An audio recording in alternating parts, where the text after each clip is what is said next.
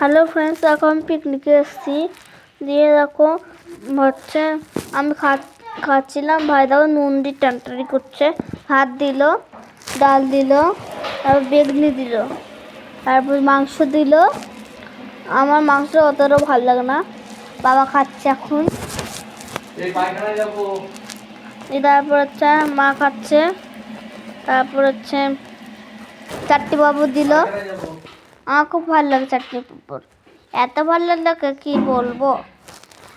দেখো আমি চাটনি পাঁপড় খাচ্ছি, ভাইয়েরা খাচ্ছে।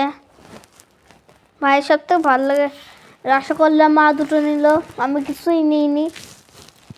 এখন আমি দাঁড়িয়ে আছি এখানে, হচ্ছে বাবা হচ্ছে মোটর সাইকেলটা বের করছে, আর অফিসটা বন্ধ করলো। Bye bye, tata, good night. Like করো, সাবস্ক্রাইব করো, কমেন্ট করো।